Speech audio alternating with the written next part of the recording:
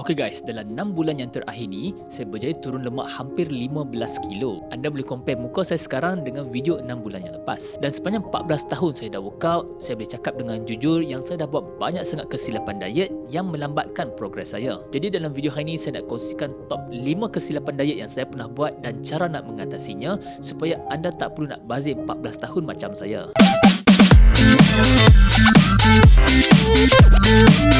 Assalamualaikum guys, what's cracking back with another video. Kalau anda baru dekat channel ni, nama saya Dr. Sani. Saya seorang doktor perubatan dan dekat channel saya ni saya kongsikan info-info kesihatan yang sangat mudah difahami. Okay guys, kesilapan pertama yang paling besar saya rasa adalah saya anggap exercise adalah kunci utama untuk turunkan berat badan. Selalu kan kita dengar kalau nak kurus, tambah kardio, tambah exercise, jogging dan sebagainya. Yang menariknya sampai sekarang kalau saya tanya pesakit saya apa nak buat untuk turun berat badan, mereka akan jawab benda yang sama, iaitu exercise lebih. Bukan saya nak kata exercise ni tak penting, tetapi dia merupakan cara yang tak efisien untuk dapatkan kalori defisit. Masalah apabila kita terlalu bergantung kepada exercise untuk dapatkan kalori defisit kita, apa yang akan terjadi sekiranya gym kita tutup, hujan, kita sibuk bekerja ataupun jadi pandemik macam COVID-19 dulu. Berat kita akan terus naik mendadak sebab kita tak pernah belajar cara nak kawal diet kita. Konsep dia sangat mudah, kita guna diet untuk buang ataupun tambah lemak, kita guna exercise untuk bina otot, untuk bina enjin badan kita. Apabila saya ubah fokus, saya dapatkan kalori defisit dulu daripada diet saya dan guna exercise untuk accelerate defisit saya ni, berat saya turun dengan sangat ketara. Kesilapan besar kedua saya dalam diet ni adalah saya tak utamakan ataupun prioritize protein. Dulu diet saya rendah protein dan juga agak tinggi dalam carbs menyebabkan saya sentiasa cepat lapar, susah nak maintain otot dan juga metabolism menjadi perlahan.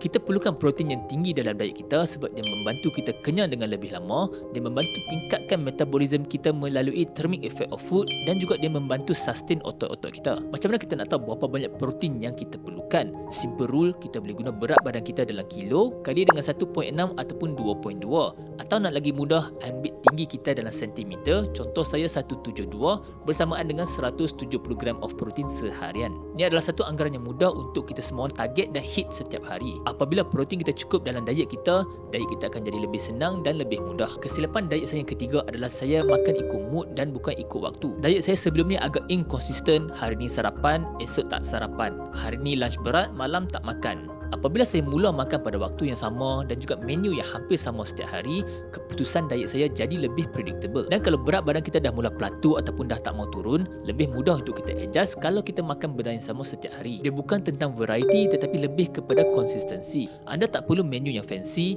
anda hanya perlukan menu diet yang boleh diulang setiap hari. Kesilapan diet saya sebelum ni yang keempat adalah diet saya terlalu kompleks. Kalau kita terlalu banyak benda nak buat, nak ikut rule tu, nak ikut rule ni, akhirnya kita akan burn out. Prinsip yang paling penting dalam mana-mana diet adalah simplicity is king. Kalau diet tu susah nak buat, susah nak prepare dan dia tak konsisten untuk jangka masa yang panjang. Dan kesilapan kelima saya adalah diet tanpa henti ataupun diet terlalu lama. Daripada pengalaman dan juga beberapa kajian, diet yang paling efisien jatuh di antara 8 hingga 12 minggu sahaja sebab diet fatigue akan mula naik. Selepas diet 8 ke 12 minggu, kita boleh masuk ke maintenance punya phase selama 4 ataupun 8 minggu dan kita boleh ulang semula cycle yang pertama tadi. Saya sendiri buat 3 cycle of mini cut daripada berat 85 turun kepada 70 kilo dan hasilnya lebih sustainable. Jadi guys, bonus tip kalau tahun 2026 ni anda baru nak mula diet tapi tak tahu nak kira-kira kaloris macam mana, dan meal replacement macam Medishake ni sangat membantu.